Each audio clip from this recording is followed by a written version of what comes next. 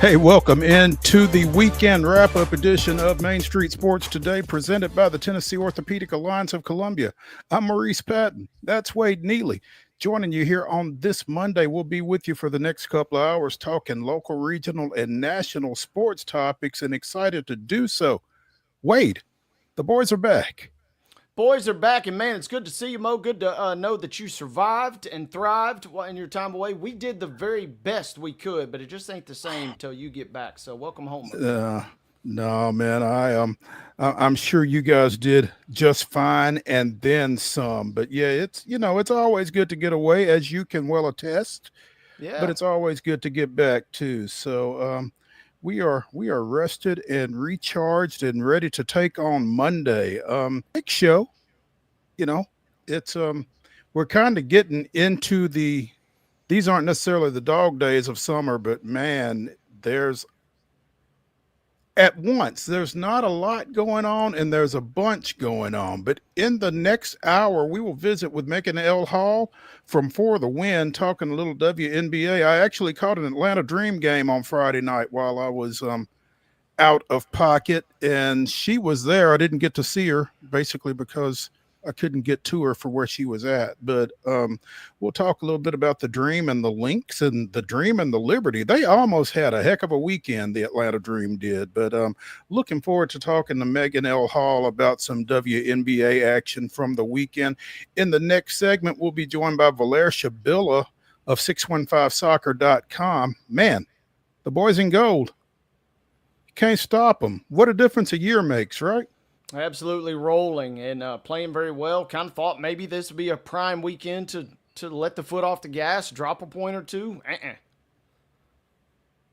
Clearly, they are conceding nothing, and really excited to talk to VALAIR about this team and what they're doing right now and what they've got coming up. We've talked about the special that they've got at the gate for the month of July as they come back to Geodis Park. So looking forward to talking to VALAIR again in the next segment. We'll also be talking a little basketball, both professional and collegiate, as it turns out. We'll talk a little football, professional and collegiate. We will talk some pro baseball, and a lot. I mean, there's just a lot going on for not so much going on. I mean, our rundown won't necessarily reflect it, but man, we've got plenty to get into here over the next couple of hours. And again, looking forward to doing so. So, Wade, first, how was your weekend? We talked about mine off air because I was out of pocket for a little bit. What you get into, man? A lot of moving, partner. The reassignment at work, we are moving out of the big streets of P-Town, and I was hauling gear here, there, everywhere, and back again. Oh, I came wheeling in about 20 minutes prior to showtime, and so needless to say, I'm ready for these next 2 hours, to say the least. To sit still for a little bit, huh? Absolutely. Yeah, okay. Well, let's do that then. Let's sit still. Let's give the people what they want with this weekend's results and, well, today's schedule on the rundown. This is the Rundown. To the rundown we go, boys and girls, but before we go any further, every single Monday our rundown is brought to you by our friends at Zion Christian Academy. ZCA offers a faith-based, Christ-centered education in Murray County, so give them a call today. That number's 931-388-5831, or you can visit them online at zioneagles.org and schedule an appointment today. That's Zion Christian Academy, where they are prepared for college and equipped for purpose.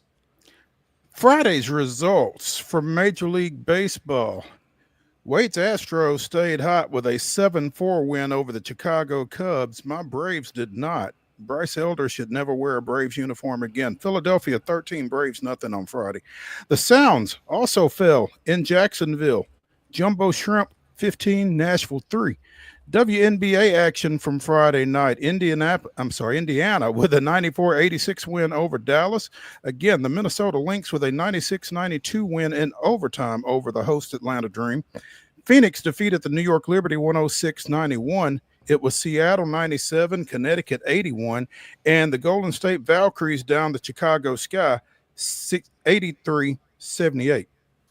Let's roll into Saturday. Not all good for the Astros, particularly on Saturday where they fell to the Cubs 12-3. The Braves on Mo Patton Appreciation Night pulled out a 6-1 victory over the Phillies. The Sounds couldn't get much going. They fell 8-0 to the Jumbo Shrimp. We talked about NSC a moment ago. We'll talk about them here a little bit later. But for now, just know that they picked up a 1-0 victory versus DC United on Saturday night. WNBA action from Saturday, it was the Dallas Wings 79, the Washington Mystics 71, and a tough one for the Nashville Cats as they fall in the AFL Championship Saturday to Albany 60-57. 60, yeah. Sunday action. Astros close out their series against the Cubs with a 2-0 victory. Phillies close out their series against the Braves with a 2-1 win. Jacksonville finishes off that 6-game series against the Nashville Sounds with a 6-5 victory. In WNBA action on Sunday, the Dream knocks off the Eastern Conference leading Liberty 90-81. It was Chicago 92, the Los Angeles Sparks 85. We'll talk more about that game later in the show, but for now, I'm looking at Jordan Ramsey plug. Wade? Yeah, man. How about Jordan Ramsey, former Clark Range standout, former Martin Methodist standout. She's one of our great police officers in Giles County. She's a big WNBA fan, but she is a massive Candace Parker fan. She also likes Kelsey Plum too, so you do the math. But her and her wife Maddie, they flew out to LA. They enjoyed it out there yesterday, taking in all the sights, and they have already arrived back in Tennessee. So it was a quick trip, but a fun trip to celebrate one of the greats in all of women's basketball. They were there for a good time, not for a long time, huh? That's exactly right. That's awesome. Again, we will be talking more about that and why Jordan and her wife were on hand later in the show. The Las Vegas Aces, with a big game out of Aja Wilson, defeat the Phoenix Mercury 84-81. We'll be talking more about that one as well with Megan L. Hall later in the show. Minnesota 102, Connecticut 63, and Golden State defeats the Seattle Storm 84-57. Again, I mentioned today's schedule, not a whole lot on it, but in honor of Blaine Keller's guest host appearances from the last couple of weeks, the Baltimore Orioles travel to Arlington, taking on the Texas Rangers tonight. That is a 7:05 Central Time start. And I don't think you can see it locally unless you've got some kind of MLB package or something like that. But Orioles, Texas. Somebody's got to win. Hey, yeah, might as well be. Well, yeah. Anyway, that's going to do it, ladies and gentlemen, for today's rundown.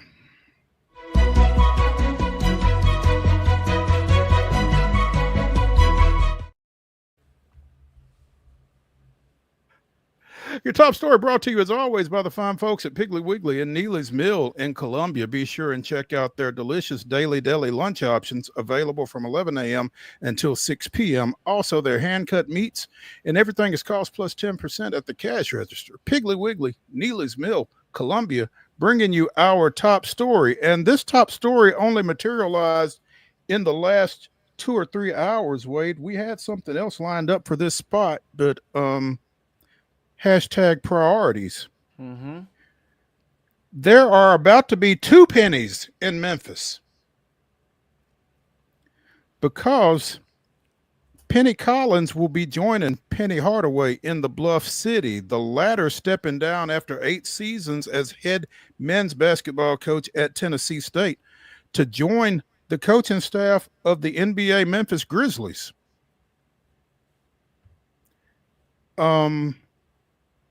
Did not see this coming. I'm sure Mickey Allen didn't either, but there's a release on TSUtigers.com.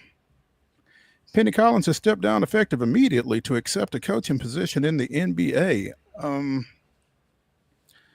Again, Penny, who had spent 3 years at Columbia State Community College before getting into the 4-year basketball coaching realm, with stops at, among other places, East Tennessee State and Illinois State before getting the gig over at TSU. Former Belmont University standout, led TSU into the OVC tournament semifinals this past year. They finished 17-16, dropped a nail biter to Southeast Missouri, I believe it was, in the semis. But again, finishing up 17-16, and that program has been incrementally on the uptick over the course of Coach Collins' tenure there. And they've named assistant coach Eric Buggs, who had come over from UT Martin, in an interim role.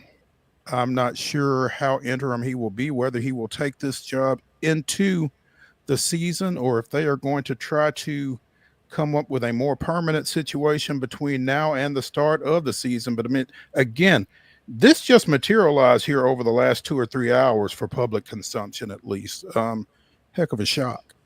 Yeah, big shock for TSU, and one that, man, we don't want to be a super prisoner of the moment, but I don't know how you can't help but be, because it seemed like Penny had done a lot of great things there at that university, at that institution, and with that program, and to be kind of, I'm sure there was a little bit of rumor, rumbling, but to be really kind of caught off guard, especially at this point in the calendar, that's big news over there for sure.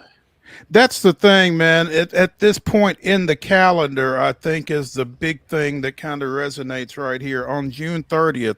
And I mean, not casting any aspersions on anybody when you've got this opportunity to get into the NBA. If you are Penny Collins, I mean, I think you got to take it whenever it comes, whether it's June 30th, whether it's August 30th. I think you got to take it. But this is a heck of a move for him, a great opportunity for him. And I think anybody that looks at it objectively kind of has to look at it that way. Apparently, according to Drew Hill of the Daily Memphian, Penny and Tuomas Isalo were teammates in Finland back in 2007. So that's kind of where the connection comes from here. But again, Coach Collins has done a heck of a job, both as an assistant coach and as a head coach at TSU. And the entry point into the NBA comes via the Memphis Grizzlies here in late June. Again, timing's tough. But I just don't know how you can say anything other than congrats and best of luck to Penny Collins. And that basically seems to be what Mickey Allen and everybody over on the TSU campus are saying right now. Yeah, for sure. And, especially somebody that's taking that first leap, very rarely are you probably going to catch a lot of flack. I mean, the only real flack is, the only real gripe is from TSU, and it's really just because of the timing. But the timing for anything, any transition, any job, regardless of what industry you're in, is never going to be perfect. It's never going to be great. So the fact that, he had to make this move, the connection with the teammate, with Coach Asalo, that is also goes to, we just had Scott Combs on the show Thursday, and we talked about the recruiting network and just always being available, and just you never know who's looking and who's right around the corner. And boom, here we sit on Monday, and it kind of seems to have played out before our very eyes. That's a cool get from Memphis. Don't know what his real plan, don't know what his real role is going to be. TSU is what we're really kind of concerned with, because, yeah, that will be a massive kind of void there in the short term, to say the least. TSU is the concern, but, yeah, this is a Memphis team that definitely has some questions to be answered right now, and he's going to be right in the middle of trying to answer them, I guess, now. So it'll be worth keeping an eye on what his role is going to be under Asalo and how they get things moving forward. Obviously, they've dealt with some injuries. They've dealt with some underachieving, and probably some of those played into the other of that. So, hopefully they can stay healthy this time around, particularly number 12, and see what they can get done this time around with Asalo and now with Penny Collins on the sideline. Yeah, it'll be interesting to see how it plays out. Another interesting piece, you mentioned Eric Buggs too. It's kind of like ships in the night. He's a White Station grad. He's from Memphis, and he's seeing his guy go out. He's like, wait a second, man. I'm here in Nashville. Now you're going west. So a lot of moving parts. TSU already, man, he feels like Penny, that is, got the most out of that team last year for sure. And they've kind of been treading water, but treading water in a slightly upward trajectory. Can they keep that momentum going forward will be the real question for that particular school.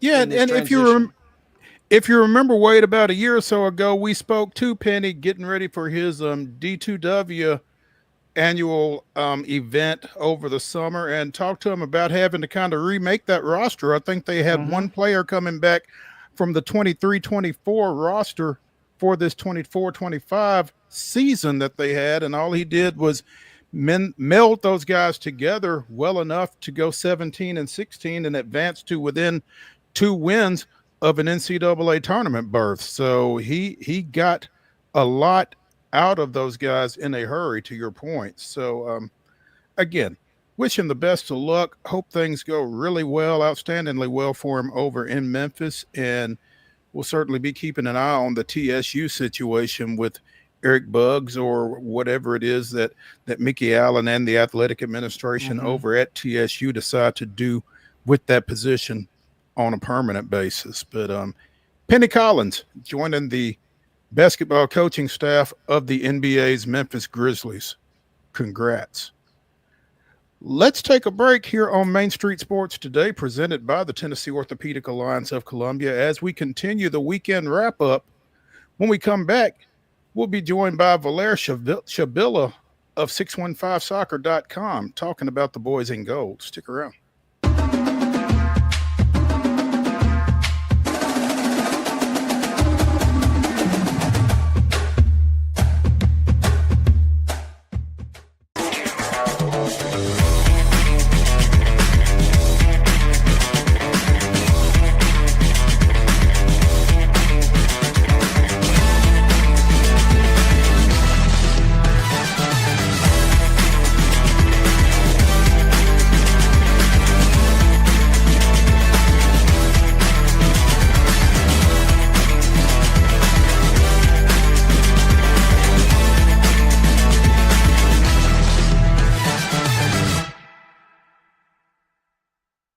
Deep in a forest at Nashville Zoo, new creatures here for you to view. Phantoms graced in black and white swing high in trees of dappled light. In rocky crags, tall and steep, small antelopes with nimble feet. A wise old man with beard of white, a sentry perched on stony height. Amidst it all, a hunter lies, with coat of gold and steely eyes. A new adventure just for you.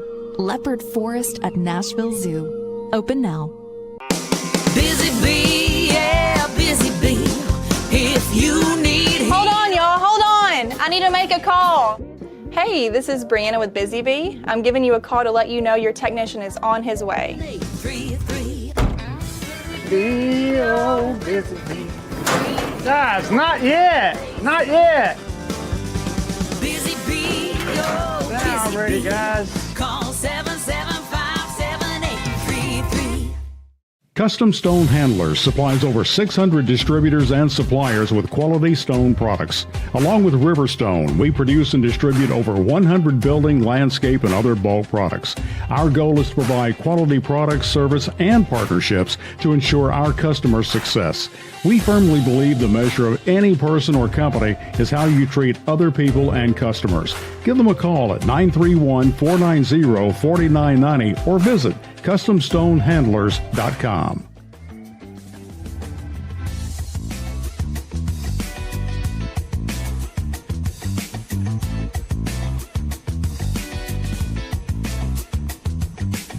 The weekend warm-up continues here on Main Street Sports Today, presented by the Tennessee Orthopedic Alliance of Columbia. And it's not the weekend warm-up, it's the weekend wrap-up. But I am Maurice Patton, that's Wade Neely, and joining us now from 615soccer.com.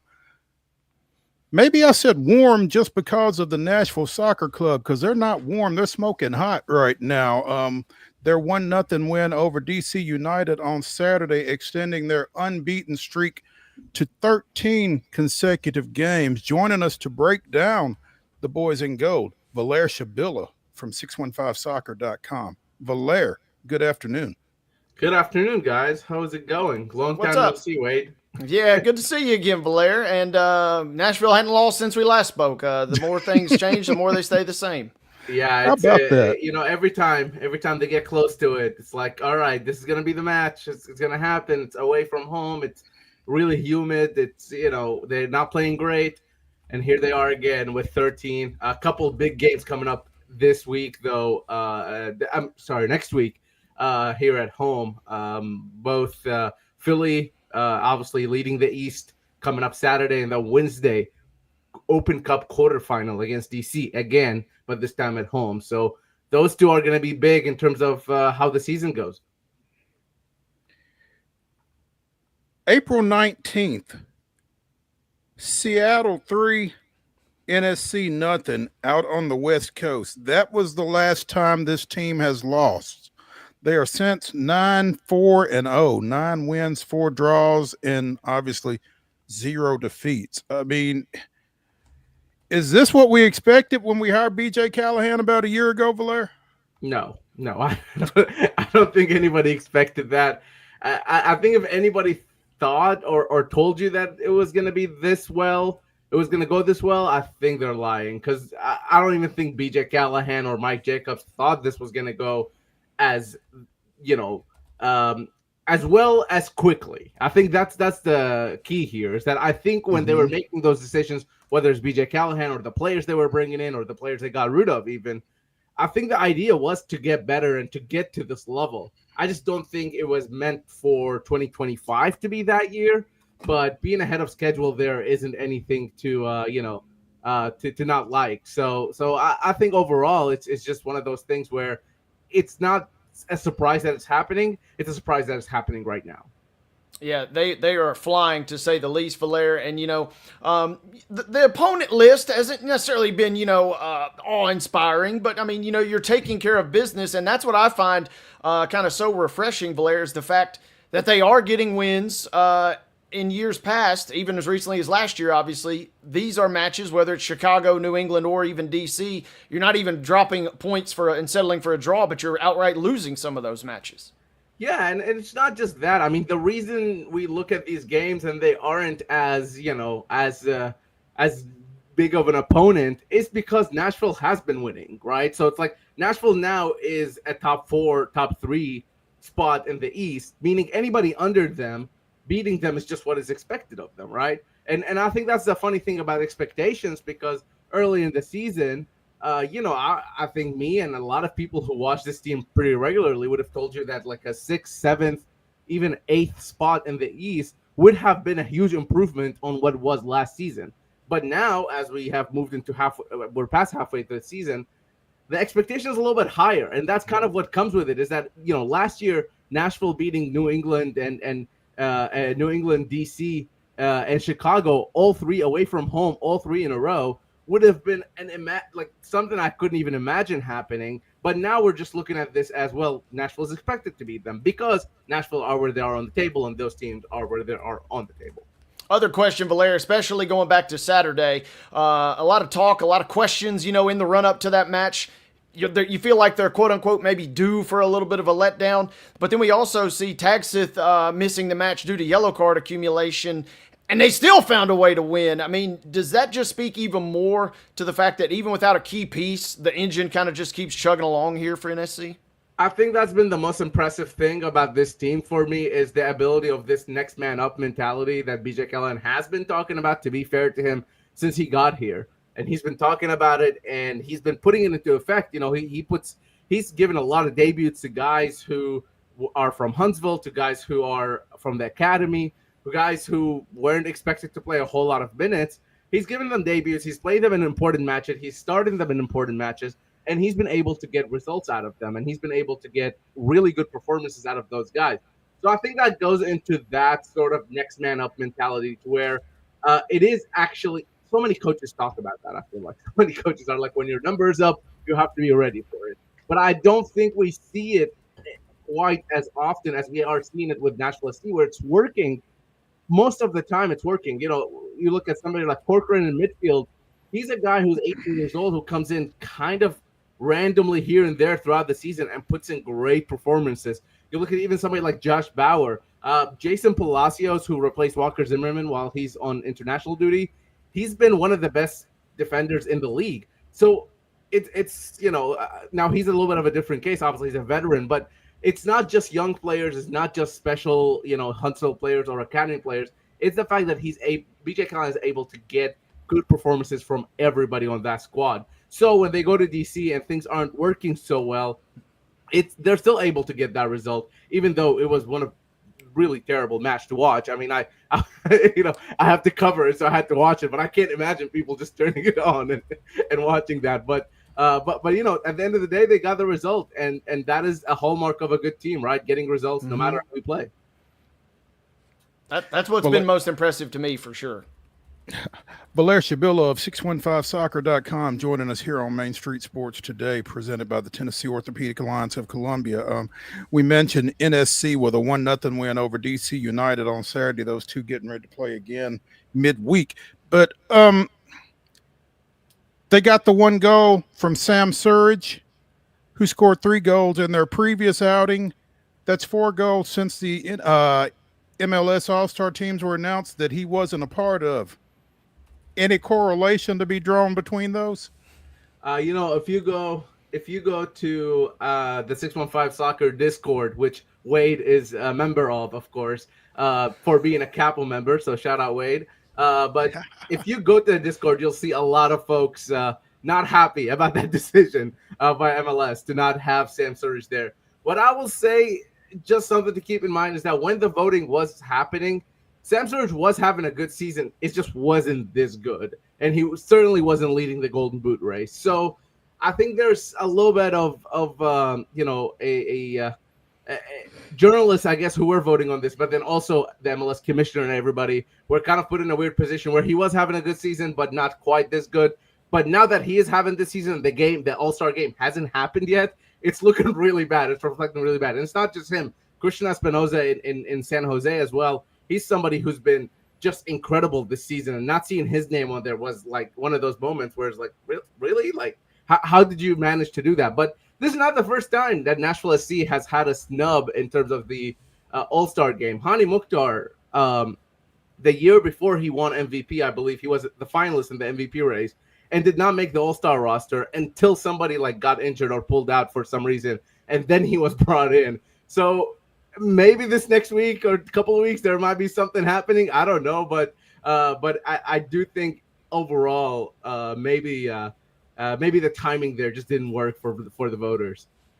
You know, and that's tough. I mean, you don't want anybody to get hurt necessarily, but you would certainly like for him to be recognized for the season that he has had to this point. And, you know, I don't know what this is comparable to in other sports, VALAIR. I mean, would this be like the NBA's leading scorer not making the All-Star game? Is it on that same level of snubbage? I mean, how big is this?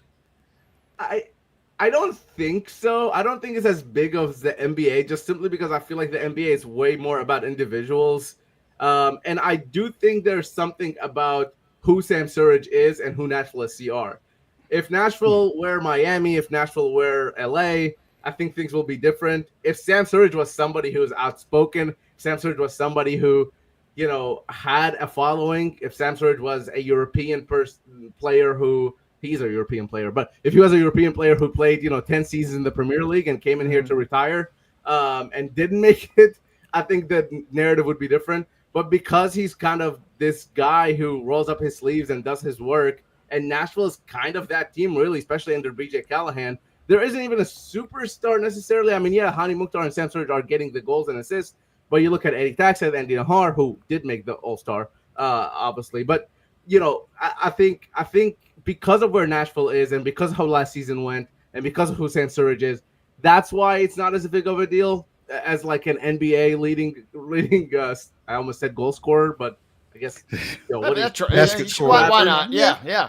Goal scorer. Look, I watch very little basketball, as you can see, but yeah, it's an interesting one, just simply because, you know, I think MLS need these sort of storylines. If anything, MLS needs markets like Nashville SC to buy into the All-Star, because, you know, this league is still growing, and it's really markets like Nashville, St. Louis, Columbus that are putting in the work more so than, for example, the New York teams in terms of growing this league and growing the popularity of those players and these teams. With that being said, VALAIR, kind of while we're still on this topic, I mean, it feels like if his run of form continues, we'll be definitely talking about him. But How long before we really see Surge maybe get kind of in that real bona fide MVP discussion down the road? Look, if he keeps scoring these goals, he has to be a finalist. Yeah. Now, I will say this as far as MVP goes, it's in soccer at least, or at least in MLS, looking at the people who won it the past few years, it's not just simply whoever scores the most goals. That there's an award for that. It's the Golden Boot, and he's leading the race for that at the moment. If he keeps scoring, he'll definitely be in the voting for the finalists, but it takes a little bit more than just scoring goals. And I think, honestly, if Hani Mukhtar continues to put in goals and assists, he might be even, more fit to kind of be in that MVP discussion, even more so than Surge. Now, obviously, it will require a really, really good second half of the season for Hani Mukhtar to get back into that conversation. But look, if Surge scores the goals, if he's at 25, 24 goals by the end of the season, there's no reason why he shouldn't be in the MVP race, because that's goals aren't the most important thing in soccer, and if he can bag 25 each season, then Nashville are doing pretty good. You mentioned those two guys. If this guy may not win an MVP, but I mentioned Tagseth earlier. Is there somebody else that if we had to hand out the VALAIR SHABILLA MVP or unsung hero, who else is really kind of doing some major work this year and maybe kind of flying under the radar? There's a couple guys, and you mentioned one of them in Tagseth, but I feel like he's not. I don't think Tagseth's flying under the radar as much. Yeah, the cat's out of the bag with him, it feels like. Right.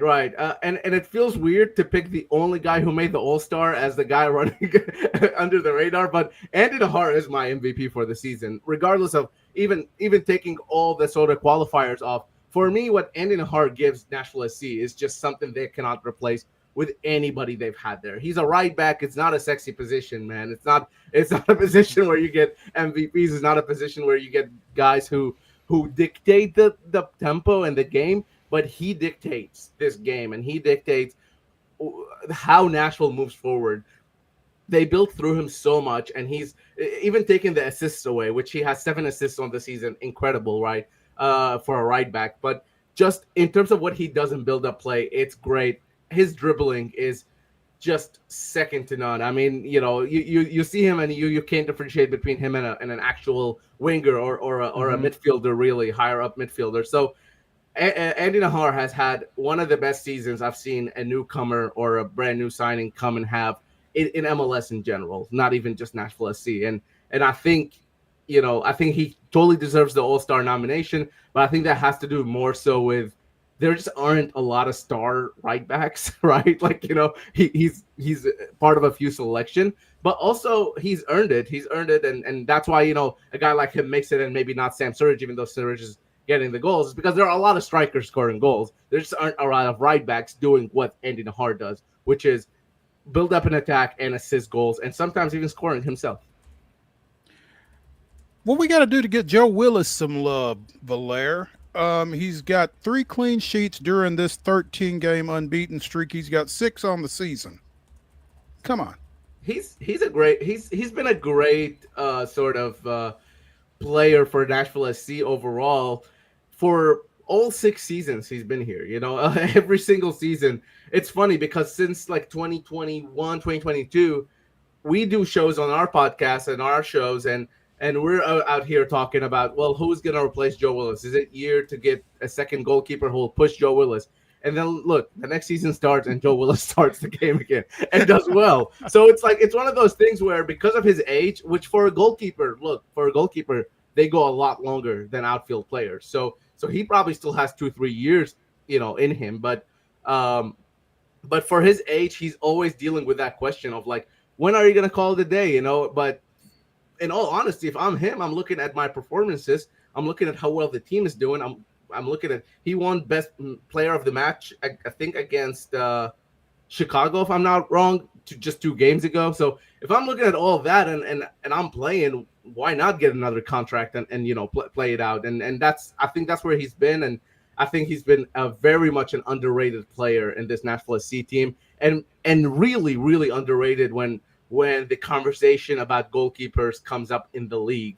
I think it's one of those positions where it's really hard to grab headlines for. So that's another one where goalkeeper is probably even harder than right back, in all honesty, because you can only pick one of them each week, right? So it's like it's a little hard to keep it front of mind for a lot of folks around the league. But I think in Nashville he gets the credit he deserves. Especially if you hear the Joe says no chants that go on George's Park, even with the easiest save you've ever seen a goalkeeper make.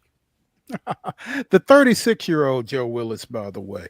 VALAIR SHABILLA from 615soccer.com joining us here on Main Street Sports today, presented by TOA of Columbia.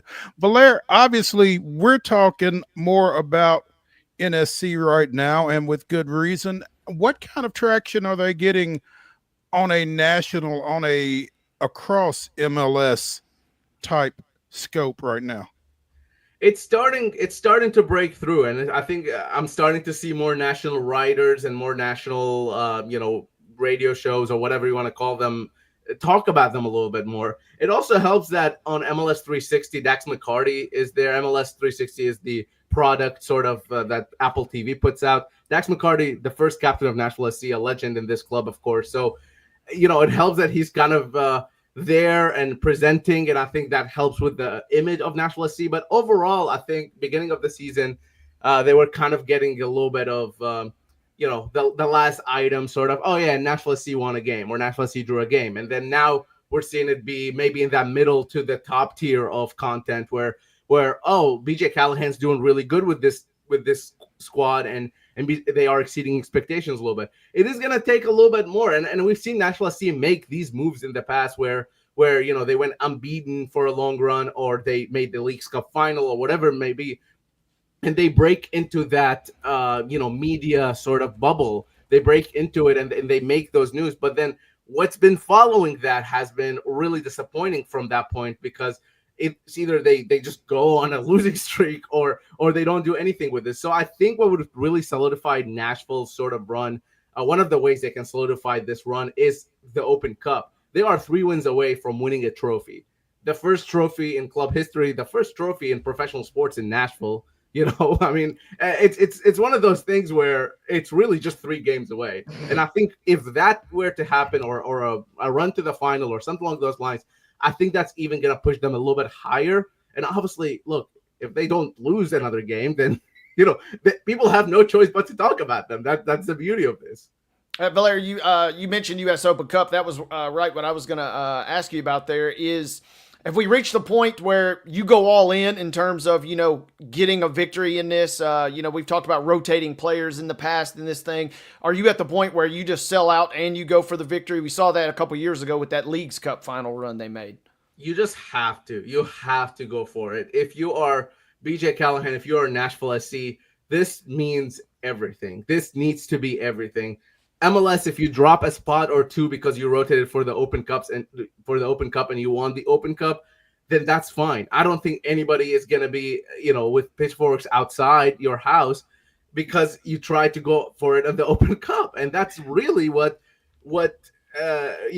something, which is why I was really surprised for the team that Nashville SC put out against Orlando.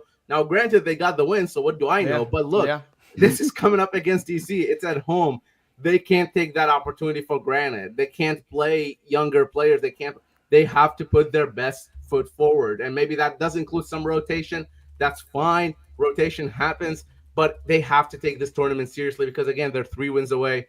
And they are 2 wins away from playing the second biggest game in club history. So being the final of the U.S. Open Cup. Now, unfortunately, they can't host the final, but they are hosting this quarterfinal, and that's just as important. Absolutely, and kind of with that being said, put your crystal ball out, VALAIR. What kind, will we? It sounds like we'll see a solid lineup on the 9th versus DC, and then I'd imagine Philadelphia is going to be a massive showdown this weekend, right?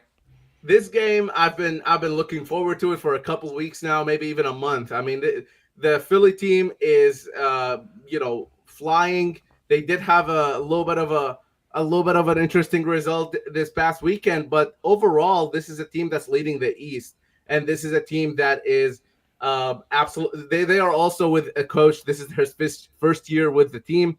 Now, obviously, BJ Callahan did have a few months last year, but they also went through some changes in terms of the players. They got rid of their star player in Gazdag, but they've been able to replace him with, a collective that plays the Philly way, which is a lot of pressing and a lot of intensity. And Nashville plays like that too. Nashville goes at it. And that game in Philadelphia was an afternoon Sunday game, I believe, earlier this season. Ended in a Nashville win in Philadelphia. And I know for a fact that those Philly players are not going to forget that, because it was not a great, it was a showing for them that just did not go the way they planned it. And they ended up getting a red card as well later on in the game. So I think it's just we're gonna see two good teams go at it in a very sort of feisty affair. I wouldn't be surprised if there's a little bit of a little bit of a grab here and there, maybe a yellow or red card. Who knows? And Eddie Taxath cleared his accumulation, so he's free to get another yellow card and build that accumulation back up. So I'm betting on him getting one. How about that? Valair, this will be the first home game for the Boys in Gold since the Locals Only First Match on Us initiative was announced last month. What type of a turnout are you expecting for this when you're already saying that it threatens to be pretty spicy, and Nashville likes its spice? I mean, you think that the intensity in the stands, the volume in the stands will be a little bit turned up relative to what it's been over at the Castle? So we've seen the sort of levels of noise and the level of support go up gradually throughout the season after it went down pretty drastically the end of last season. It was not a great time last season, I'm gonna be honest with you. Just seeing an emptier Geodis Park than what we're used to. I don't know if the sellout crowds are back yet. We don't know that for a fact. But what we do know is that whenever there's like a break in home games and then a home game happens, there's always a lot of folk coming in. It's a Saturday night game, weekend. And then, like you said, the Locals Only initiative. And I think they have a no fees promotion going on. So even if you have been to your first game and you want to go again, you don't pay any fees when you buy a ticket. So, these sort of initiatives do bring people in because the Ticketmaster fees are about 50% of the ticket most of the times, I feel like. Yeah. So I don't know if I'm supposed to say that or not, but yeah, I don't like it. If it's the truth, it ain't sinning, man. So yeah, I mean, I just bought some tickets to an Atlanta Dream game this past weekend, and yeah, it was almost enough to keep us from going, to be honest. It was, but that's another story. So yeah, like you said, I'm pretty excited. It just feels like a great time with the success that the team is having for them to go out with this Locals Only First Match on Us thing. I'm interested to see what kind of crowd they have. I've got something planned for Saturday myself, unfortunately, so I won't be able to get there. But I am looking at this Columbus Crew matchup on the 16th and kind of mulling that one over a little bit. So now that's another good team. That's another really good game that's coming up. They play a different style than the BJ Callahan style, but Columbus Crew are one of the best teams to watch in Major League Soccer, if not the best. So you will not be let down, I feel like, if you go to that match. Real quick, Valair, final one from me. Where do we sit with the United States? Somehow, some way, survived a shootout. Canada was not so lucky as they fell to Guatemala. Now we see U.S. and Guatemala set to battle coming up on Wednesday. Guatemala already reached a level that nobody thought. They didn't think that it's possible for them. So they have nothing to lose. And the United States have a lot to lose. That I think that's my read on this game. Because if the United States lose that game in the semifinal, this whole narrative of Pochettino's not the right man, this team is in shambles, will just come back right up, right? And the only way that narrative doesn't come back that loudly is if they win the Open Cup. That's really the only way for the United States national team to prove that they are capable of going into this World Cup and doing something. So, and it's not even a definitive thing, right? So to me, Guatemala, incredible scenes there against Canada. And fortunately for Nashville's very own Jacob Schaffelberg, he gets a red card in the first half. Does not help the Canadian national team there. And then they go on to lose in penalty kicks. Yeah, I think for the USMNT, I don't think many people were convinced by their Costa Rica performance. But I will say this, there were stretches for 10, 15 minutes where the U.S. looked like, the best version of themselves. And those versions were really good and really nice looking. I really love Diego Luna as a player. I think he's the future for this United States men's national team. I'm sure he's going to be snagged up and gone to somewhere in Europe.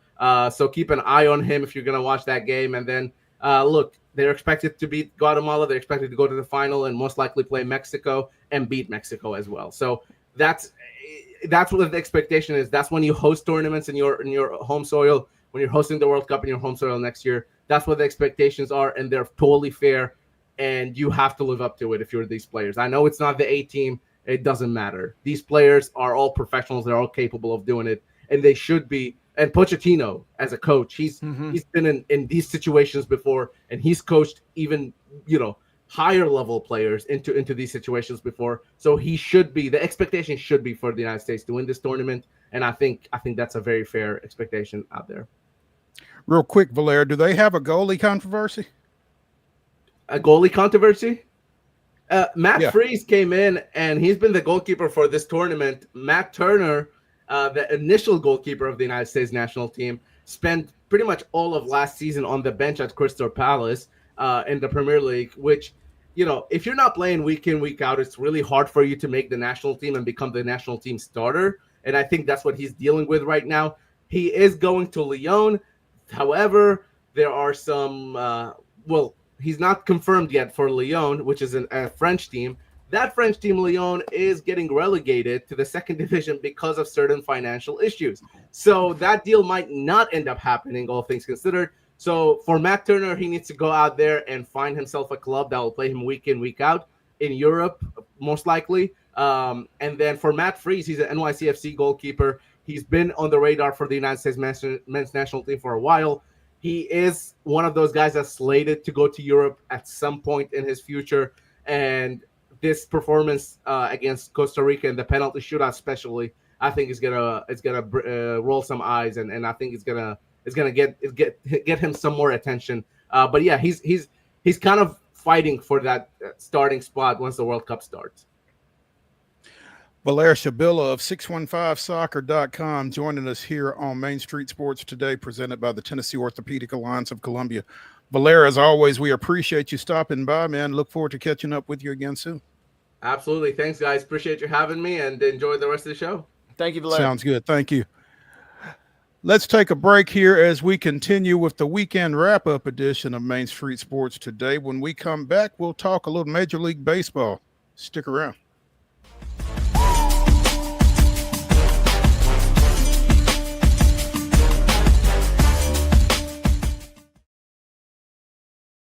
If you want the latest in weather conditions, be sure to tune in to our Busy Bee Plumbing Weather Report each weekday on Mornings on Main Street. Brought to you, of course, by Busy Bee Plumbing, Heating and Air Conditioning. We will keep you updated on the latest conditions outside, like severe weather, heat, snow, rain, and even hail.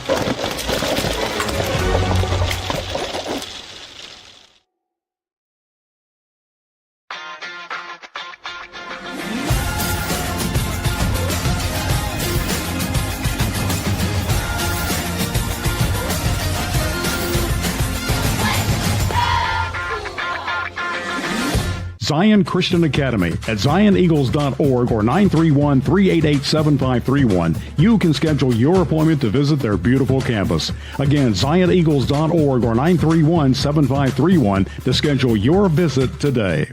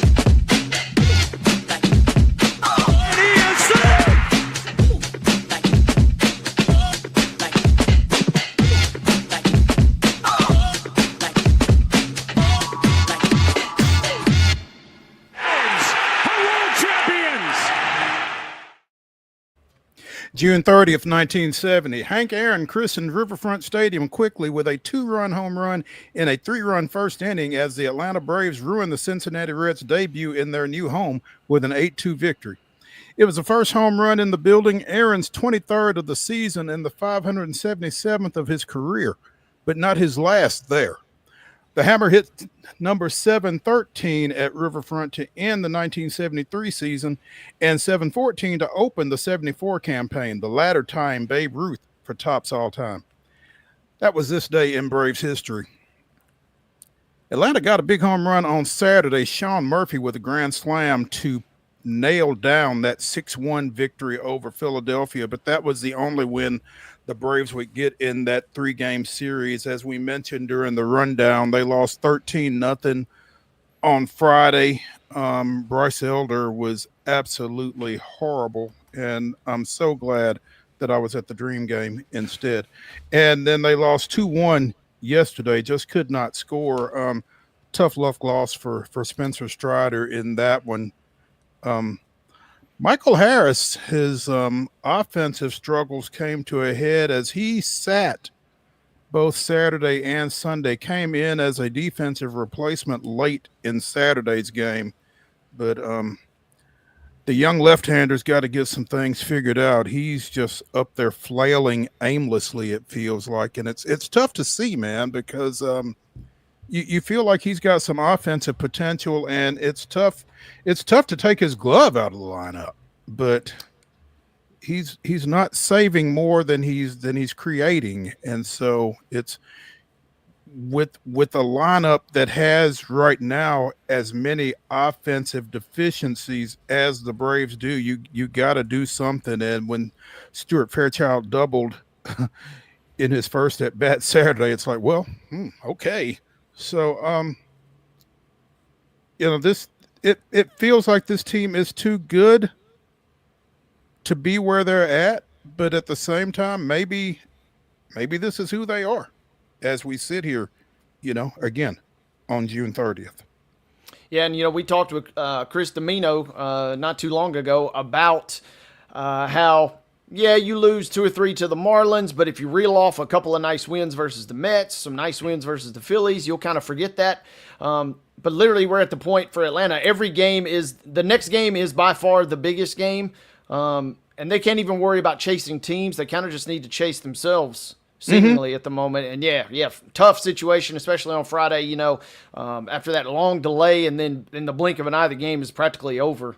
Right. And then to rebound in they're finding creative ways to lose games. If nothing else, they're at least not trotting the same story out every single night. It's at least a different script some nights. But, man, it is tough. And, yeah, you are trailing the Mets and the Phillies, but you can't necessarily even be worried about that because you got a lot of stuff in-house to worry about first.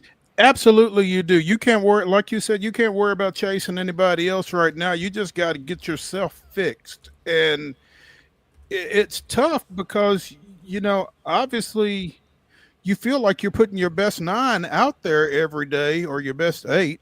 And when you take a Michael Harris out, I just don't know that there is a better guy on the bench than Michael Harris. I mean, Ozzie Albies has been struggling as well, but who you going to put in for him? Luke Williams? I mean, it's not like they've got guys, even at AAA, that are necessarily knocking on the door to come up and fill those positions and come in and hit, a respectable average and get on base in front of, Acuna and Olsen and those guys. I mean, Marcell Ozuna has been playing with a hip situation. I mean, at some point, do you put him on the IL and play both Baldwin and Murphy? I mean, they've got some things that they've got to figure out before they can even concern themselves, like you said, with the Phillies and Mets right now. So yeah, I mean, you're 8 back in the wild card, and I mean, really, the main thing is you got 30 days to essentially decide: are we in this thing or are we out of this thing? And if we're in this thing,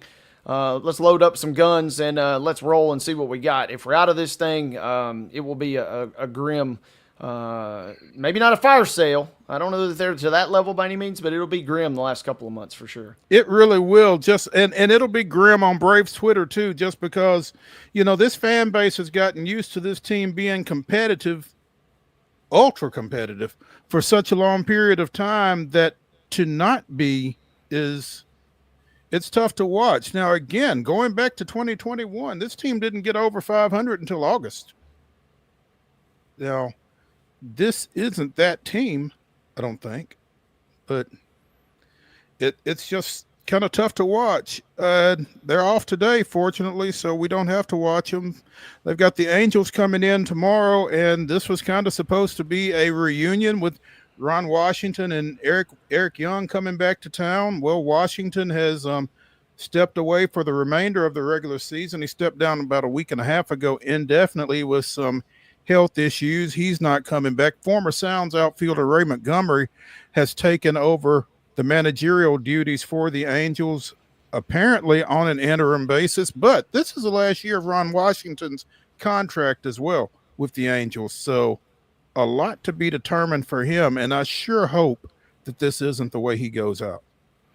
Yeah, and meanwhile, though, if you're Atlanta, you got a team in the Angels that are coming in kind of been a big old bag of meh, but their expectations were so low that one game under 500 is actually not bad. So they're just frisky enough that you got to take care of business. And the thing, too, I mentioned those wild card standings. And I mean, yeah, you got the Phillies and Mets, and that's what everybody's gravitating toward. But the Brewers are playing pretty well. Cardinals have been a very sneaky surprise this year. Padres and Giants have been juggernauts at times this season. But a team like the Reds has suddenly caught fire, too. So you're chasing quite a few teams, and you're kind of trying to navigate that kind of Kentucky Derby-style field, flying blind in a sense. It doesn't feel like you really have anything solved out internally just yet. Yeah. On any sort of consistent basis, at least. No, and you've just got so many moving targets really there that all you can do is just win and let everything else kind of take care of itself. But you mentioned the Brewers, 22-8 in their last 30. The Brewers are. So, I mean, that's kind of the pace that you're talking about right there. And Atlanta's not done that at any point this season. So, going to be tough. They've been on fire, but by the way, I just pulled up the standings. Do you know who the hottest team in baseball is right now? I'm scared to ask. The Miami Marlins have won 7 games in a row. That is by far the longest streak actively in the major leagues, and that just caught me off guard. I hope it caught everybody else off guard as it did me. I'm sure it did. No, Miami and hot, you're used to hearing that in terms of the weather, but that's about it. Yeah.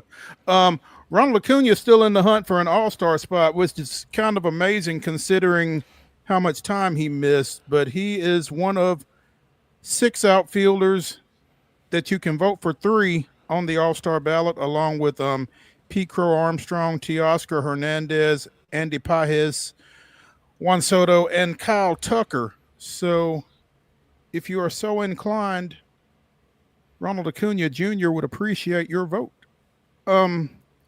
Again, Houston with a 2-0 win over Kyle Tucker and the Cubs yesterday to take 2 of 3 in that series. They are off today as well before they travel to Denver and take on the Rockies. So Houston got a chance to do some damage this week, theoretically. Yeah, I got a chance to keep things rolling, and man, you don't want the month of June to ever end if you're Houston. Hottest team in baseball over the course of the month with those 19 wins. Only the Dodgers and Rays with 17 behind them. So they've been on a heater, and they've got the Tigers kind of in their crosshairs a little bit for the best record in the AL. And if they keep playing with some sort of roster that they still kind of keep putting together despite some injury issues, only 2.5 back in the AL. They've been playing well as of late, to say the least. Saw it last year, and it propelled them to make a big deal for Kikuchi at the All-Star break. I'll be curious to see if that happens in about 30 days' time. Tough news earlier today, though. Jeremy Pena going on the 10-day IL with a rib fracture. So, hate that. And that injury, I mean, that's the same thing that Chris Sale is dealing with for the Braves. That's not something that you can do a whole lot about other than just kind of rest. So, hopefully he's young. Hopefully he mends pretty quickly there. Sad news over the weekend. We were at Truist Park when the news came out that Dave Parker, who is scheduled for induction into the Baseball Hall of Fame next month, died at the age of 74. Been dealing with Parkinson's disease for a while, but it's unfortunate. Again, voted into the Hall of Fame this offseason, will not be around for the actual induction ceremonies, unfortunately. And a lot of folks are kind of salty over the fact that it took so long for him to get in, especially now. Seems like it for sure. It's one of those just felt like, oh man, really? That hadn't happened yet? That's kind of how it plays out to me. And yeah, sad news. With one of the greats, again, all the Hall of Fame stuff aside, we're still talking about whether he's in or not, one of the all-time greats, and will be sorely missed. No doubt.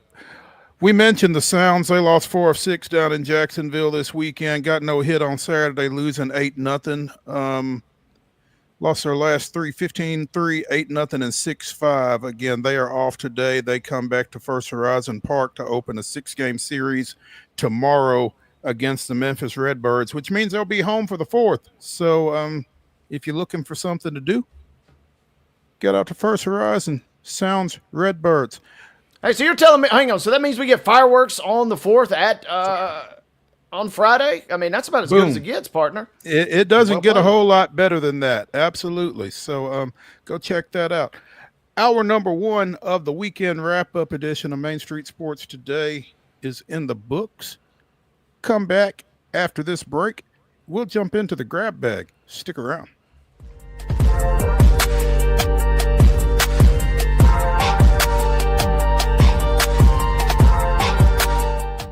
Jones & Lang Sporting Goods here in Columbia has been outfitting teams, officials, and anybody else from T-ball to college for 50-plus years. Be sure and check them out at 931-388-8060 or online at jonesandlang.com. Jones & Lang Sporting Goods, the look of a winner. Zion Christian Academy at zioneagles.org or 931-388-7531. You can schedule your appointment to visit their beautiful campus. Again, zioneagles.org or 931-7531 to schedule your visit today.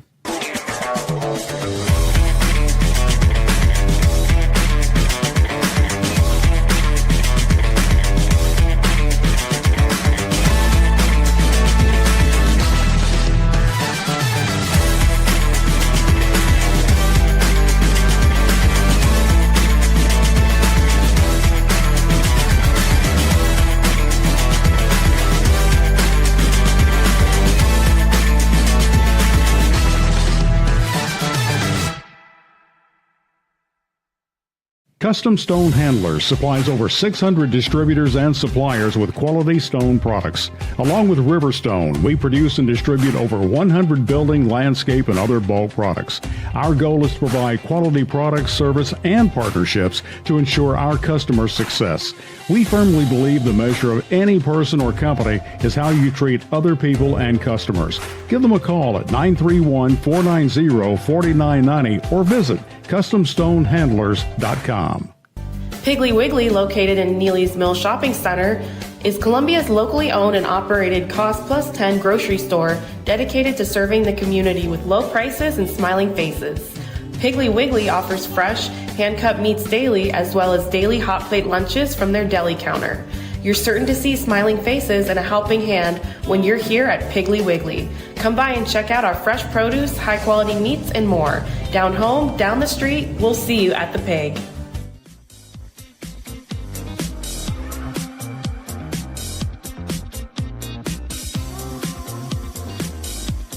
Welcome back into the weekend wrap-up edition of Main Street Sports Today, presented by the Tennessee Orthopedic Alliance of Columbia. This is hour number 2.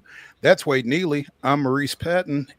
Nashville Predators making some news here over the last 12 hours or so.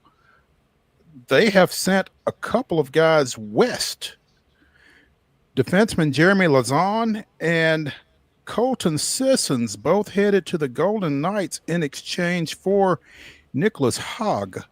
He was a restricted free agent who has apparently agreed to a 4-year, $22 million deal with the Preds. A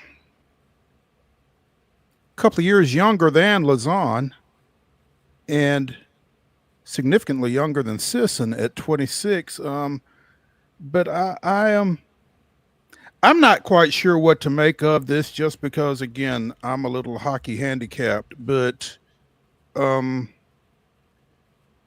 Haig sounds pretty well respected and highly touted across the league. 6 seasons in Vegas, was a member of their 2023 Stanley Cup championship team, and he'll be pairing back up with ex-Golden Knight teammate Jonathan Marchessault. So sounds like an interesting get for the Preds.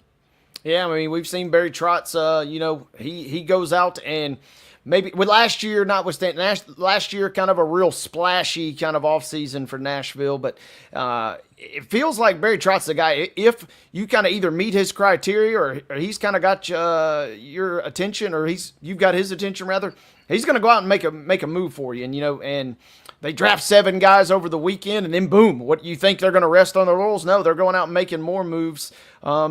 On one hand, that's kind of refreshing to see, because after a season as bad as you have, you want to see some activity. But I'll be real fascinated to see if there's any more real kind of swing for the fences type moves like we saw last season, because that did not work out. Not to say that it couldn't work out again, but we'll see if the dice roll kind of continues this year. Hog, I'm not quite sure how you pronounce this, Hague. He's one of those all airport guys, sounds like 6'6", 245. And I mean, I'm not hockey literal enough to know, but that sounds pretty big to me on skates, man. He's a beefy boy. Certainly has ate his fair share of meals, and Nashville, we just saw, kind of right in that same vein, they drafted Brady Martin 5th overall, and a lot of folks were wondering, is that a great pick? According to some experts, maybe not. But what Brady Martin is a big, physical, kind of in-your-face center. I don't know Barry Trotz all that well. I don't know his team kind of philosophy all that well. But it kind of does feel like you can beat us, but you're going to have to earn it. We're going to make you earn it with some hard, intense physical play. And that move, to your point a moment ago, kind of seems like it backs that up as well. A lot of beef on them skates out there. Yeah, we're going to bounce you around a little bit. You might beat us, but you're going to feel it afterwards. So, I mean, that's some interesting stuff. Trying to get bigger, maybe? Bigger, perhaps a little more physical. We just saw the Panthers, regarded as one of the dirtiest within the laws of the game type teams to ever win the Stanley Cup. I don't know if that's a true blueprint, but as far as getting more physical and at least having to earn it, I mean, there is something to be said for that. Maybe we see the Preds kind of try and grind out some more games. Kind of, in a sense, it kind of reminds me almost like what we saw with Nashville SC and their coaching philosophies. When you had Smith in charge, I mean, you could grind a team down to dust, but you might have to settle for a 1-1 result. Callahan, however, maybe you score 4 or 5 goals in a game, but you're also maybe going to let in 2 or 3. Maybe the Preds are kind of gravitating toward that first option there. I don't know. Nicholas' profile as a defenseman is one that teams around the NHL covet. Big and physical with strong skating ability, says Trotz. By signing him for 4 years, he will play an integral role in shaping our blue line not only now, but in the future. I think Sissons, meanwhile, I think a lot of longtime Preds fans really kind of fell in love with him during that 2017 playoff run that the Preds took all the way to the Stanley Cup final. And I'm not sure that he has necessarily played to that level throughout, but his 690 regular season games for the Preds are 7th most in franchise history. He scored 221 career points. So, you feel like he'll be missed a little bit. Yeah, kind of a sentimental departure in that regard, but I mean, it is a business after all, and certainly after the year we saw last season, they had to make some sort of moves. What have you done for me lately? Absolutely. Sissons and Lazan, not the only professional athletes on the move today. Former Brentwood Academy standout Jalen Ramsey traded by the Miami Dolphins to the Pittsburgh Steelers, along with former Tennessee Titans tight end Jonnu Smith. Minka Fitzpatrick, stop me if you've heard this before, is now a Dolphin. Fitzpatrick was drafted by Miami in 2018, 11th overall.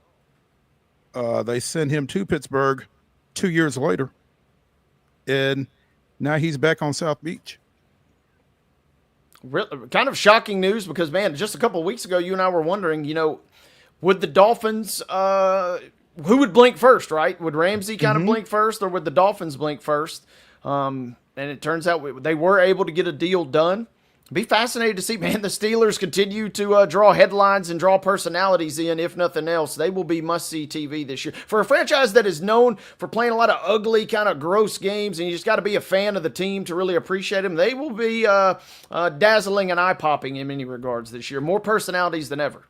They got some personalities, and I'm interested, man, because like you said, they've not necessarily been a personality-laden franchise in past years, and I don't know, again, how that fits with the coach as well. So, and you just got rid of George Pickens over this offseason, and, you're bringing in a guy who, when everything's going well, is fantastic, but when things aren't going well, and well is obviously up for debate, Jalen can be kind of mercurial. Absolutely. I think that might be the best term I can come up with for it. So I'm interested to see how, Ramsey and Rodgers and all of that goes. So Vegas got them predicted 8.5 wins, kind of classic Steelers, right? I mean, right around where we expect them, about 500. Somehow, some way, they're either going to start 6-0 and then lose a ton, or they'll lose 4 or 5 to start the year and then finish one of the hottest teams in the league. But they always kind of end up right in the middle there. Don't know if that number will adjust any. Maybe give a half win with this news today. But yeah, they have a lot to potentially be excited about this season.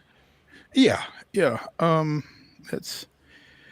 be worth watching as they try to, get past the Ravens at the top of the AFC North. So stay tuned. Dwayne Lucas died this weekend, the age of 89. Huge figure in horse racing. Something to do with MRSA, apparently. Had been hospitalized with a severe MRSA blood infection that caused significant damage to his heart and digestive systems and worsened pre-existing chronic conditions. As a horse trainer, he trained 7 Preakness, 4 Kentucky Derby, and 4 Belmont Stakes winners. Passed away at his home Saturday night. He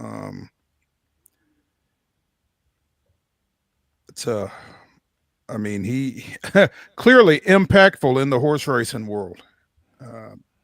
Goes without saying, I guess. So 100%. The first trainer ever to win over $100 million in purse money, and that was back in the 60s, 70s, and 80s, right? I mean, that was a lot of money back then. Also, when Seize the Gray wins the Preakness a couple years ago, last year, in fact, 88 years old, still kind of had his fastball and still had a good eye. He is one of those somewhat larger than life, charismatic characters. He will be missed, especially obviously in the horse racing community.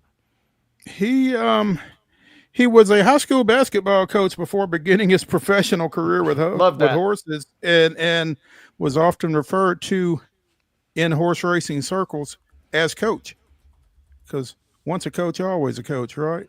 So again, Dwayne Lucas has died at the age of 89. Wimbledon started today. But he did it. Some first round fire, I guess. Medvedev is out. Jabeur apparently having some breathing issues and retired both in the first round. So a little news early from Wimbledon. Couple shocking results, but also, man, it is a heat wave over there, which is crazy to think about considering the temperatures that we have. But, temperatures did get up to 91 degrees at one point today, the hottest opening day in the history of Wimbledon.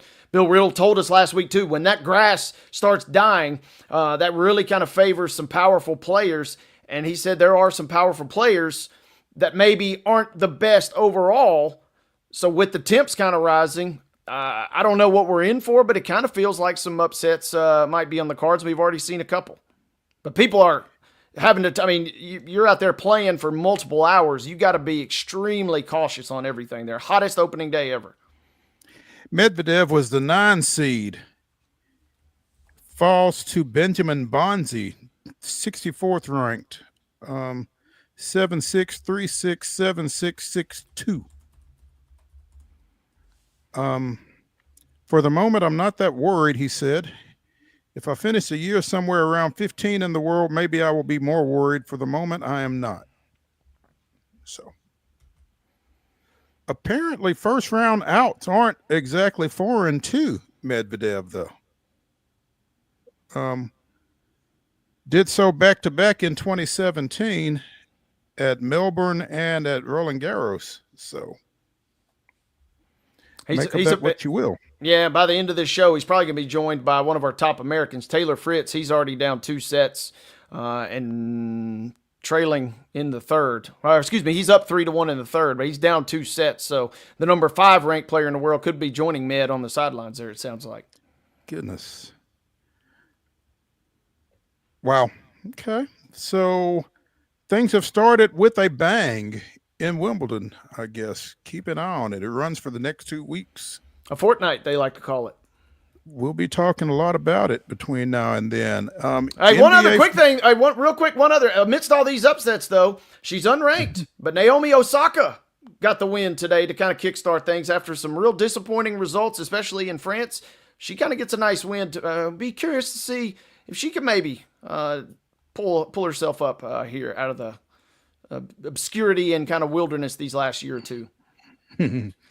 DeAndre Ayton apparently has bought his way into free agency, bought his contract out with Portland, and is expected to be highly coveted when the free agency period begins later this evening. So some folks are going to be looking for big men, and Ayton fits that bill. Yeah, and there's one team in particular that just got sold for a lot of money. A lot of money. That has nobody above about 6'8" on the roster. Yeah, the Lakers will be in this mix for Ayton, it sounds like. Could possibly go back to Phoenix, too. A lot of questions, a lot of smoke about him maybe going back out to where he began things. What's Phoenix got left now that Durant is gone? They got a lot of guards and it's kind of like an NBA 2K game where at the end you're like, okay, who do I pass to? Not really sure who we pass to just yet. I get the feeling that there's still more moves to be made because in its current construct, Phoenix got some questions heading into this season. Minnesota might have cleared up one of its questions. Apparently, they and Julius Randle have agreed on a 3-year, $100 million. I don't know if it's an extension or if it's a new deal, but Julius Randle will not be hitting the market, apparently. So seems good. We saw some of the good. We saw some of the very best we've ever seen from Randle in the playoffs. Had a little bit of a disappearing act right before they bowed out, but he had some of his absolute best moments as a professional at the early part of the postseason. So good to see him secure a bag. Absolutely. We are all for everybody securing the bag legally, ideally. Mm-hmm. The Pistons' Malik Beasley is in the middle of a gambling investigation. Apparently, a prominent sports book detected unusual betting activity on Beasley props in 2024, early 2024. Beasley's attorney says an investigation is not a charge. Malik is afforded the same right of the presumption of innocence as anyone else under the U.S. Constitution. As of now, he has not been charged with anything. The Pistons have stopped their talks with Beasley on a 3-year, $42 million deal while they sort things out with regards to this situation. But apparently Beasley and his people are cooperating fully with the investigation, which I guess would be the thing to do. Yeah, I mean, this is something you got to take serious. We obviously saw Jonte Porter banned for life. I mean, if Malik Beasley, it's kind of tough though, man, because one of the clips I did see regarding one of the props or one of the potential games where he allegedly was kind of in on the take, if you want to use it that way, and he goes to shoot a three at the end of the game, and Giannis sends his shot about 10 rows into the crowd. So you can try even potentially to do some of these things, but it doesn't always pan out. Some of those games in question, I found that part of the story fascinating too. Some of the games in question, his numbers got obliterated. He wasn't even close to going under, which is usually the way that you would see a shaving type situation occur. He accidentally went over by like 6 or 7 rebounds. So if you're going to cheat, you got to at least get your game right, Malik, if that is indeed the case there, it seems, for this young man. Well, that might be a saving grace as it turns out. We will be keeping an eye on that. Yeah. Let's take a break here on the weekend wrap-up edition of Main Street Sports Today, presented by the Tennessee Orthopedic Alliance of Columbia. When we come back, we'll be joined by Megan L. Hall of For the Win, talking a little WNBA. Stick around.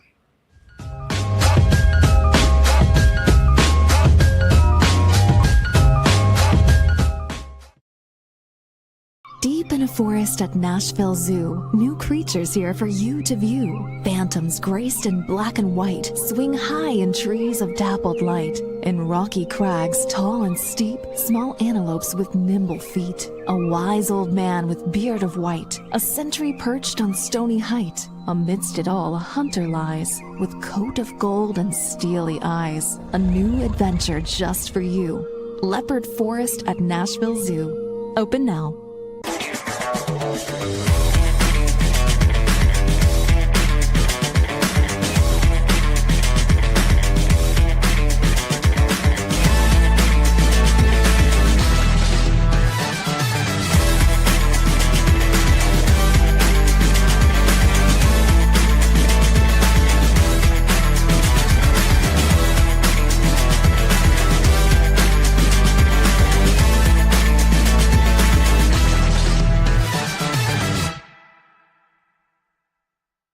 Jones & Lang Sporting Goods here in Columbia has been outfitting teams, officials, and anybody else from T-ball to college for 50-plus years. Be sure and check them out at 931-388-8060 or online at jonesandlang.com. Jones & Lang Sporting Goods, the look of a winner. Piggly Wiggly, located in Neely's Mill Shopping Center, is Columbia's locally owned and operated Cost Plus 10 grocery store dedicated to serving the community with low prices and smiling faces. Piggly Wiggly offers fresh, hand-cut meats daily, as well as daily hot plate lunches from their deli counter. You're certain to see smiling faces and a helping hand when you're here at Piggly Wiggly. Come by and check out our fresh produce, high-quality meats, and more. Down home, down the street, we'll see you at the Pig.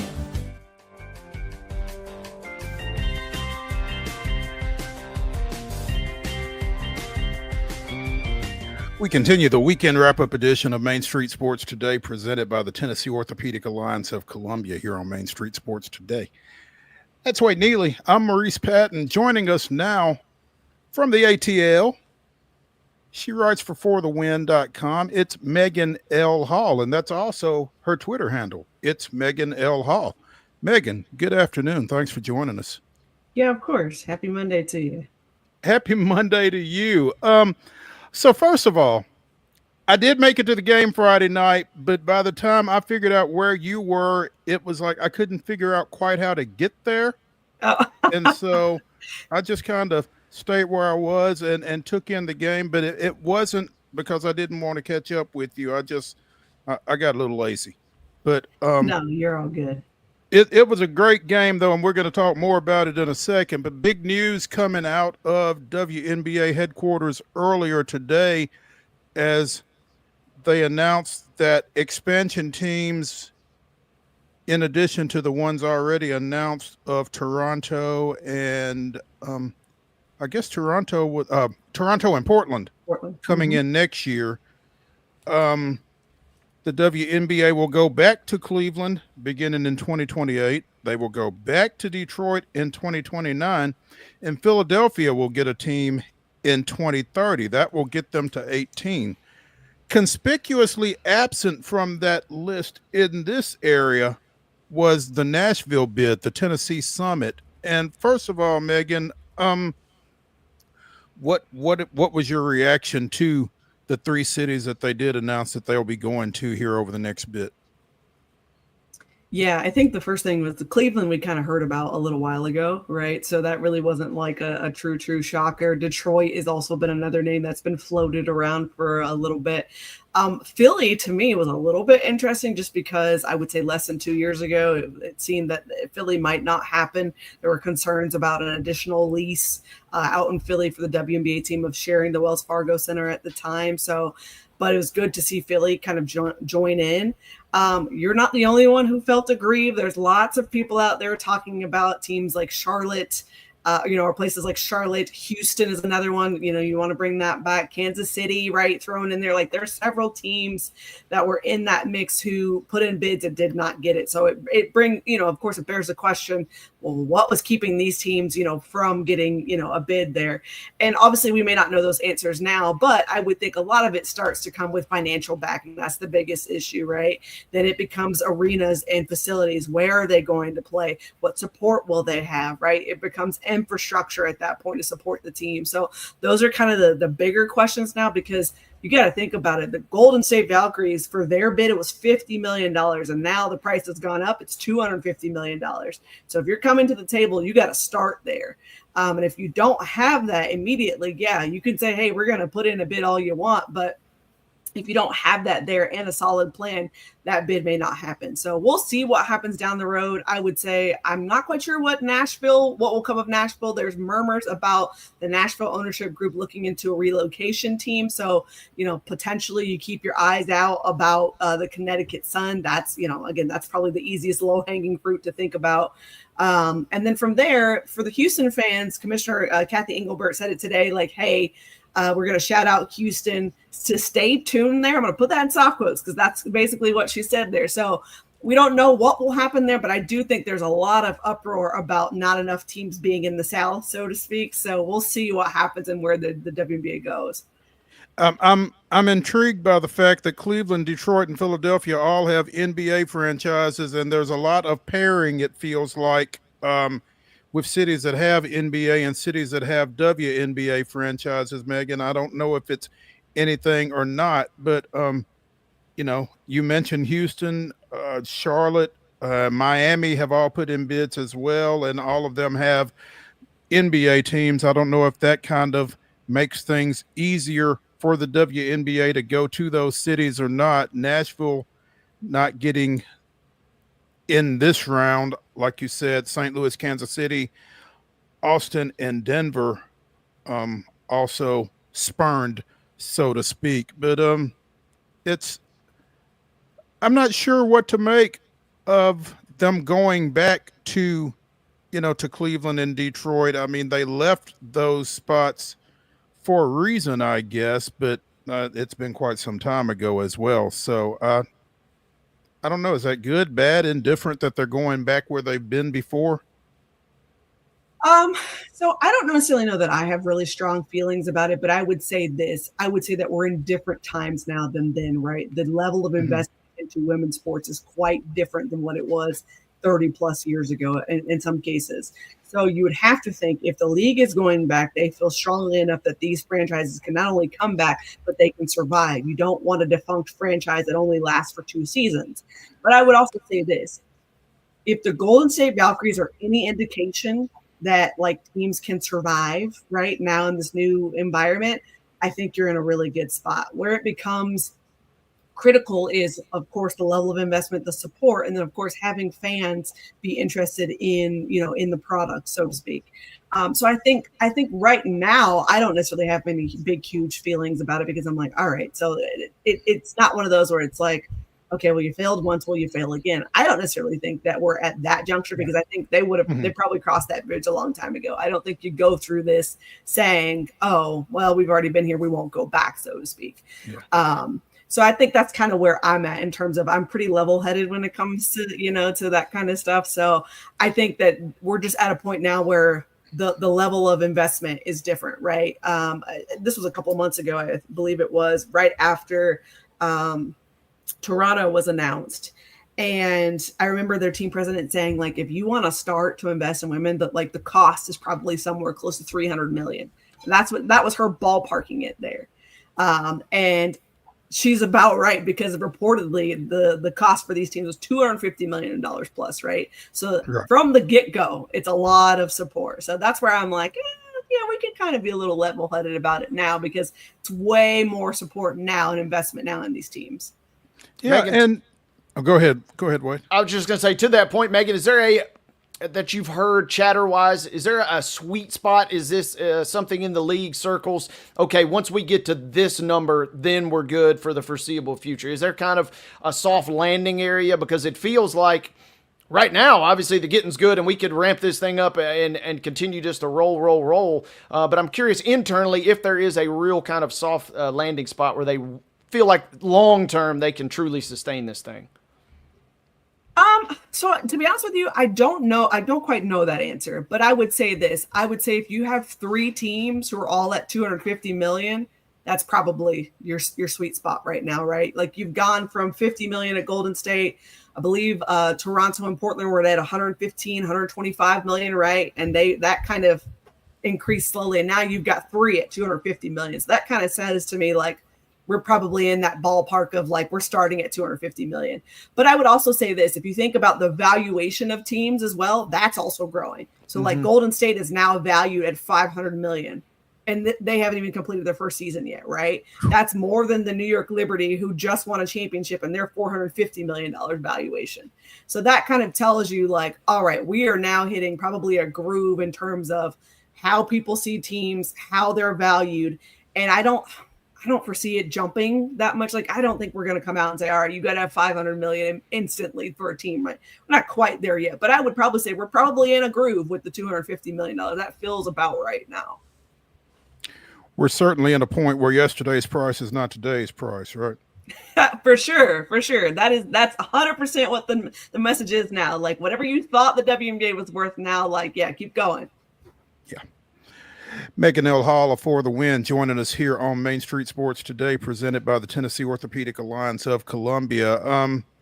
Big weekend in the WNBA, particularly in LA, where the Sparks retired Candace Parker's jersey number 3 during yesterday's game against the Chicago Sky.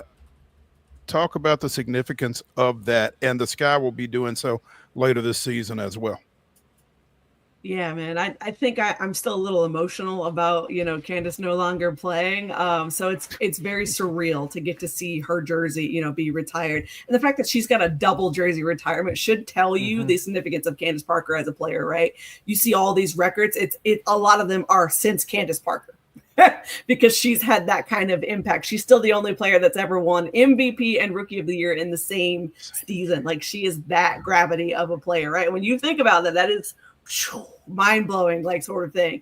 So I think for the city of LA, it felt right to retire her jersey, right? And I think I would also say this, and something that I don't want to get lost from yesterday, is seeing Angel Reese make history in front of someone who also made history quite often. I think there's a really nice little, like, subtle line there that, like, not enough people are probably talking about. This is so cool to be able to see past greats and, current players, kind of, they're almost like bookends of eras, and they're finally, kind of seeing each other in real time. And I just thought that was really awesome. Angel Reese has got 4 consecutive double doubles.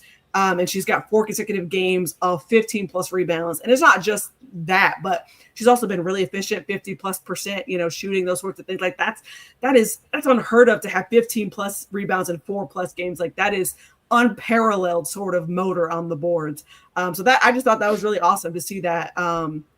To see that with Candace in the building yesterday. And yeah, you think that jersey retirement was a no-brainer. I'm sure that, like, when somebody brought it up, they're like, yep, let's do it. Like, let's not even think about it. So that's really cool. She brought that city a championship and so much more as well. The impact is probably cannot be understated. So I definitely think that in the future, near future, when we see the Sky retire her jersey, it will probably be much of the same. And maybe someone breaks, WNBA history that day too. That'd be really awesome. Yeah. Angel, with 24 and 16 yesterday? Is that what it was? Yeah. 24, 16, 7 assists, 2 blocks, and a steal on 52% shooting. Like, just wild numbers. and they won, kind of spoiling.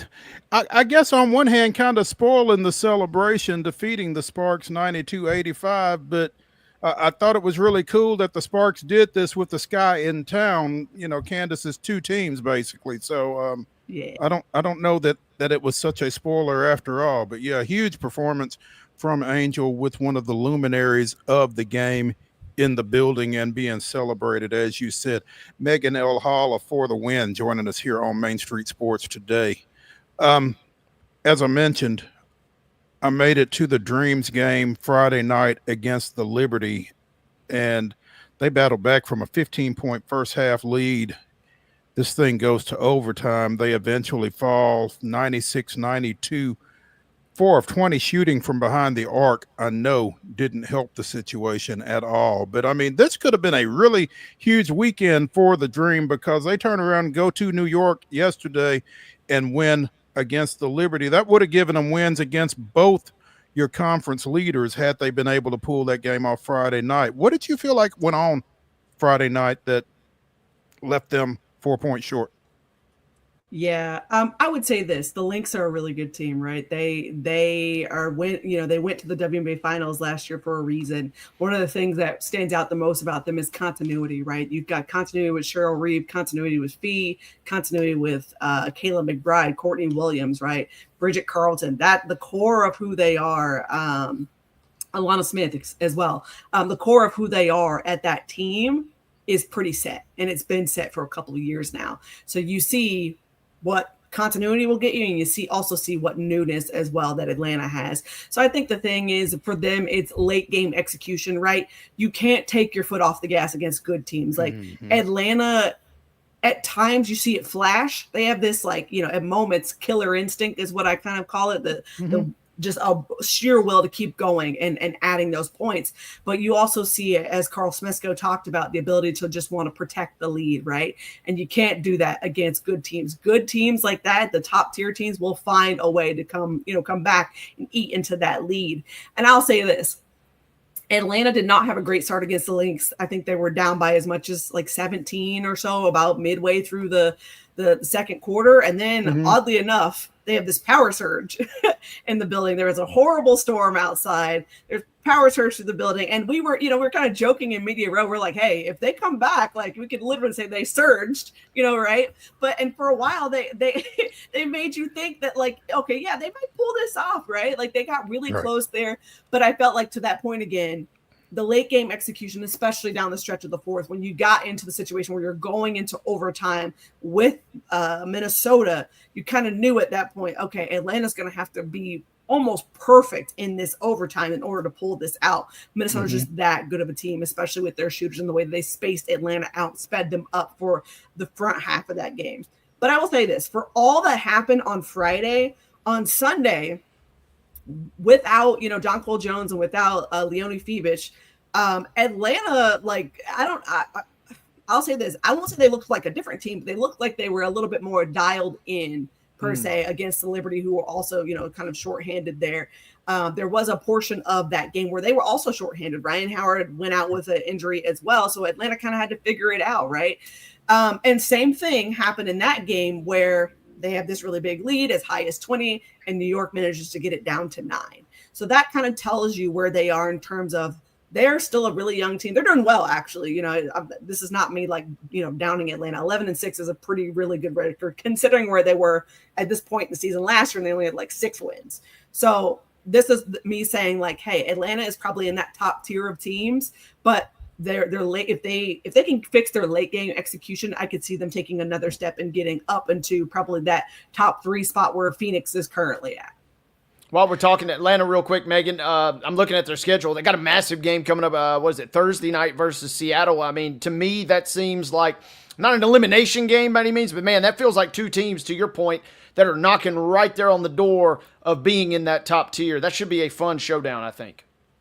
Yeah, so I think so. Like, right, you have Atlanta coming off this win against the Liberty. You have Seattle coming off this loss against the Valkyries. Seattle has a lot of questions to answer because they looked very lost yesterday out there against Golden State. Golden State had them pretty stretched out.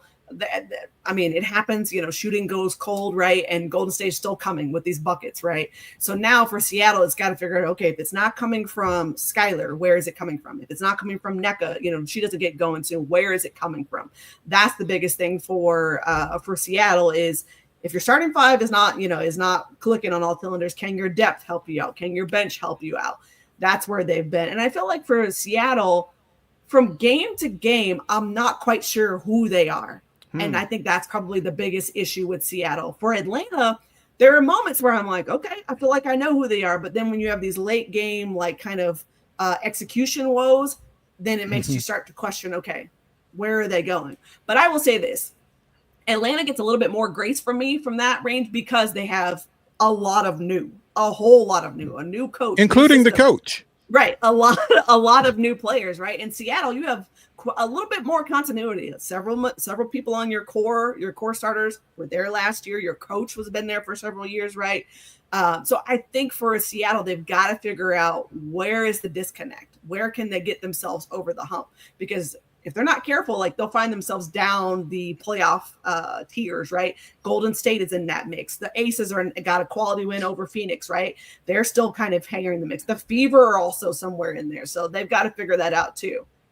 Yeah, Seattle fits one of my criteria as a neutral. I love watching these teams that can beat anybody or can lose to anybody. But on the other hand, Megan, my beloved Vegas Aces, they are flatly in that mix. And if you're a fan, you don't like that. You don't like that roller coaster. But where does Vegas sit? That was a massive win versus Phoenix. Maybe not quite the Vegas of old, but man, they look pretty good. Yeah, so for Vegas, they absolutely desperately needed that win because I'm going to say this out loud. This is probably me just dunking on myself at this point, but we did preseason predictions and I was like, yep, give me Las Vegas Aces to the finals. It's going to be Chelsea Gray for finals MVP. It was a little spicy, I'll admit. It was a little spicy, but I was like, hey, I really did like some of their offseason moves, but now, you got to trade today, you lose some of those pieces from the offseason, right? This is just after you get, you get a quality win over Phoenix.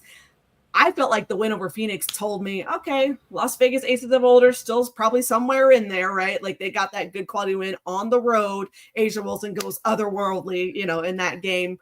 I think for them, they've got to continue stacking the wins, right? Like I would love to be correct. I absolutely would love to be correct, but I don't know that at this juncture. I don't really see it out of Vegas. And I think even they would probably tell you that they're not quite sure either. They probably sure believe it, but your record is what you are what your record says you are, right? And I think we hear that a lot. And for Vegas, they've been underwhelming for what we know them to be.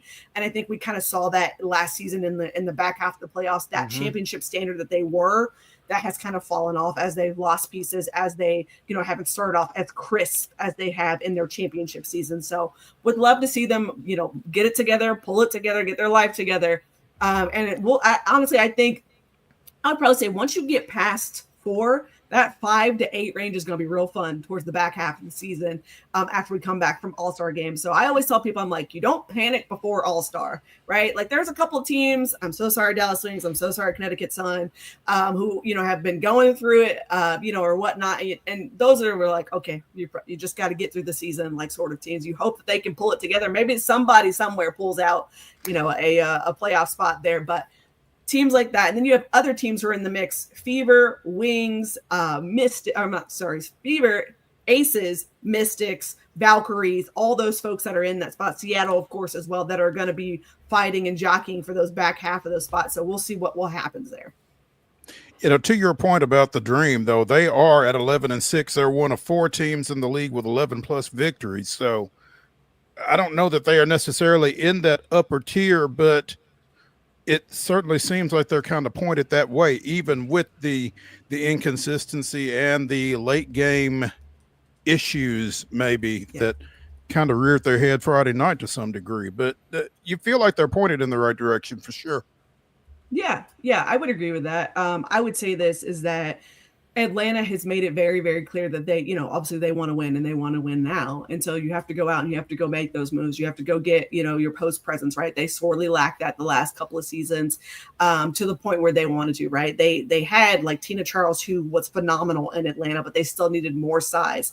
And so you go out and you get BG, you go out and you get Bree Jones, who, by the way, is having a phenomenal season under the radar, probably for a lot of people, but please do yourself a favor and go watch Bree Jones work. She is phenomenal in so many different ways.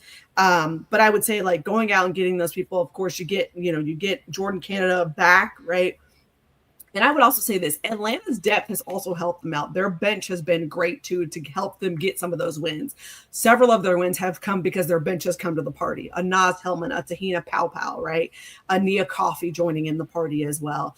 And then you've got Maya Caldwell and Shatori Walker-Kimbrell also getting in the mix as of late, trying to help their team as well. And so I really think that for Atlanta, this is good. This is a really good first year for Carl Smesko. Obviously, he's told us several, times, hey, I want better. These are the things that I want to work on. He's adjusting to not having as much time as he did in college with the short practice, times and the, lots of games, those sorts of things. But by and large, if you're a Dream fan right now, you got to be pretty pleased about where you are, considering where you have been in the last couple of seasons. It's kind of cool watching Naz Hillman from Wade's Michigan Wolverines, whose mom played here in Nashville, Nashima Hillman, when she was at Vanderbilt. So it's a nice little draw there for a lot of folks. Megan L. Hall of For the Win joining us here on Main Street Sports today. We talked a little bit about the Aces and that win against Phoenix. Asia with 26-18 in that one.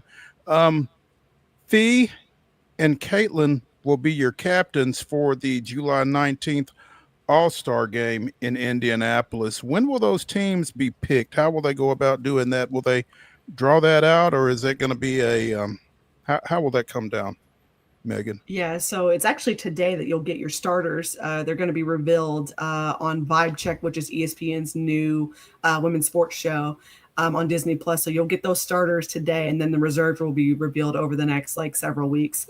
But I'm excited to see who gets picked as starters. Very transparently, I'm a WNBA media voter, so I posted my all-star ballot. And so I will let you know it is stressful to pick just 10 people. We don't get to pick reserves. We're only picking starters. So inevitably someone will get snubbed. Someone will get left off. It's just 10 is so hard. You only get 4 guards and 6 front court players for an entire league of players. So it's rough. It's really rough. So I was not shocked to see Caitlin and Fee be captains. That felt, pretty inevitable at some point.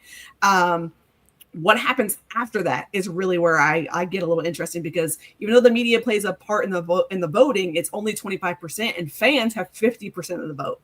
So you could see some folks, for example, I would not be shocked to see Aaliyah Boston be a starter at any point or anything like that because of fever voting. And she's been having a pretty good season. Now, personally, for me, I didn't vote her as a starter because I felt like other people were playing better than her. But again, with the combined votes, I would not be shocked to see her, be a starter or something else like that. You probably might get a few more people who are going to be starters who might surprise people or things like that. That's just kind of, the way it works. But I'll be curious to see what happens, to see how that works out. And then the biggest thing is who's going to be the reserves. The coaches are going to help pick that as well. So I'm always curious to see what coaches think. Do they think we do as media, members?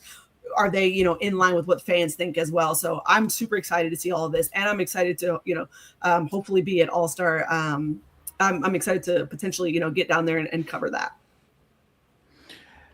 Megan L. Hall For the Win joining us here. Megan, we appreciate it. Look forward to catching up with you again soon. For sure. Always a good time. Thank you. Thanks. Let's take a break here on the weekend wrap-up edition of Main Street Sports Today, presented by the Tennessee Orthopedic Alliance of Columbia. We'll come back. We will wrap up the weekend. Stick around.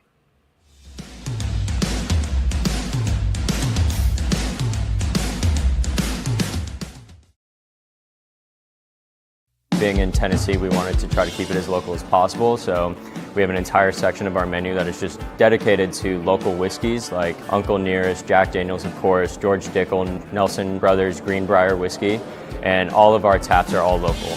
From 2 o'clock until midnight, we've got food every day for you guys. a good handful of appetizers, some entrees, and a couple salads and things like that. My name is Ethan Kanata. Please come down and see us at the PIC Lobby Bar here at the Omni in Nashville. At Delta Dental of Tennessee, we know our success begins and ends with providing superior quality service, and that includes serving those who need it most. This year, we're celebrating 25 years of giving back to the community we call home. Delta Dental, along with our Smile 180 Foundation, supports Tennessee's dental colleges and oral health education, children's hospitals, free and reduced cost dental clinics, and other like-minded charities. Here's to the next 25 plus years of ensuring healthy smiles. There's a line that links us all. Most of the time, we don't even think about it, but it's everywhere. Illuminating our neighborhoods, empowering our businesses, and helping us to recharge. Whether it comes from our grids, the sun, or a kind heart, we believe in the power of good energy. And as your family and region continue to grow, you can trust that we'll always be there for you. Middle Tennessee Electric, bringing good energy.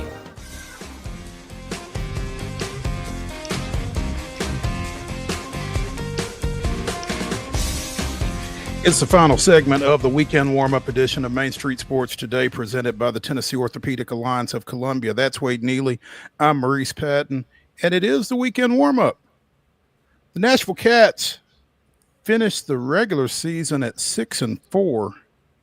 The Albany Firebirds finished the regular season of Arena Football 1, a perfect 10-0.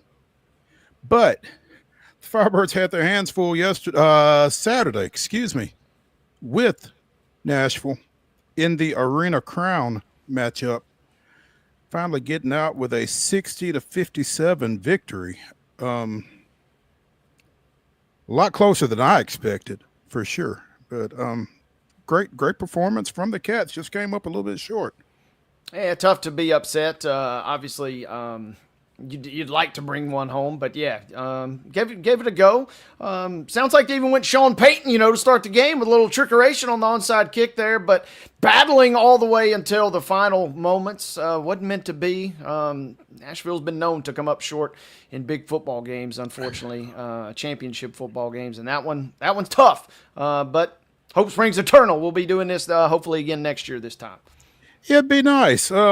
Congrats to the Cats, for one, getting through 2 seasons, because, this league has That's looked the big a little victory. shaky. It really is, man. Nobody wants to hear that, but that's kind of the reality of it. This league has gone through a lot of iterations over a short period of time, from leadership to team membership to the whole 9 yards. But yeah, they battled to the finish line, and like we said, the Cats just came up a little bit short, 60-57. Our guy DJ Thorpe, who had caught touchdown passes in 4 straight games to close the regular season, I don't think he had one in the postseason, and I hate that for him. But nice season for him, nice season for this team. Again, getting to the Arena Crown and coming up 3 points short. We'll see what this means for next year. And if nothing else, the good news is they got to play in a real arena this year, their championship game, not in a shopping mall. So baby steps. And apparently they really like what they got out of F&M Bank Arena up in Clarksville as well. Played the playoff game up there against Southwest Kansas and picked up the win to get to the Arena Crown after that final regular season game that they played up there. So I don't know what that means for where they're going to play their home games next year. That's something that they'll have to sort out among other things, I guess. But congrats to the Cats, the AF1 Arena Crown runner-up. Chase Elliott finally gets off the schneid after 44 straight races that he had not visited the winner's circle. The Georgia native won in his home state in the Quaker State 400 down in Hampton, Georgia, just outside of Atlanta. His second win at Echo Park, his 20th of his career. Big win, obviously. When you've gone 44 races without one, I guess they're going to be big regardless. But the fact that he was able to do it basically at home, it's a pretty big deal. Big deal there. And man, we are a broken record, but Heather called it. She said that 32 seed Ty Dillon, watch out for him. He is a live underdog in their March Madness bracket that they kicked off this weekend, and he takes down Denny Hamlin in the head-to-head matchup, calling her shot for the 32 over to 1, gets the win. And yeah, like you said, you go a long time going back to Elliott there between. Little mojo now rolling. Sounds like it was a fun race on Saturday. A lot of chaos, which is to be expected at Atlanta. Yeah, yeah. The track looking a lot like I-75 out there. Trust me, Chase Elliott. It's like she said, it's a smaller version of Daytona. I mean, it's just bumper to bumper, crazy. Chase Elliott with the win, edging out Brad Keselowski. It was Alex Bowman, Tyler Reddick, and Eric Jones finishing out your top 5. Ricky Stenhouse Jr., Zane Smith, Ty Dillon, Chris Buescher, and Carson Hocevar were your top 10. Kyle Larson 17th, Kyle Busch 21st, Bubba Wallace 22nd, SVG coming in 24th. That was the best finish for Trackhouse, looks like, because Ross Chastain and Daniel Suarez were 33rd and 34th, respectively. Hendersonville's Josh Berry finishes 32nd. So, next up is the Chicago Street Race this weekend, and we'll be talking to Heather a little bit more about that later in the week. Hopefully her schedule will allow, because we love talking to Heather about NASCAR and whatever else comes up. Yeah, everything I've read online, though, if you had a bracket, I didn't end up filling one out, but if you had it, it is busted. Upsets everywhere. And that was one other racer, real quick, when we're talking about Chicago. You got a guy like Kason Hocevar now, who is advanced, does pretty well at the road courses. Maybe a chance for the number 26 seed to further his run to the Elite Eight, as it were, perhaps. Do I sense another shot call, Mr. Neely? I mean, it could be, although it's not as dramatic. He's facing 23 seed Tyler Reddick. So, I mean, it's, this is Hampton taking on Furman, basically, right? I mean, it's not exactly Hampton knocking off Duke or Iowa State for a second straight round. This is a little more tame. But yeah, Chris Buescher, the number 3 seed, he's the top after Hamlin went by the wayside this weekend.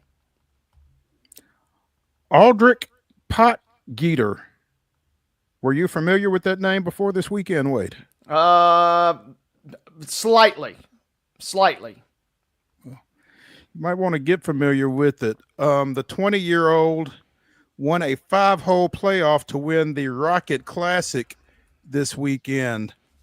5 holes. He led after the first round, led going into Sunday, but was tied with Max Grazerman and Chris Kirk, who were 8 and 18 years, respectively, his senior.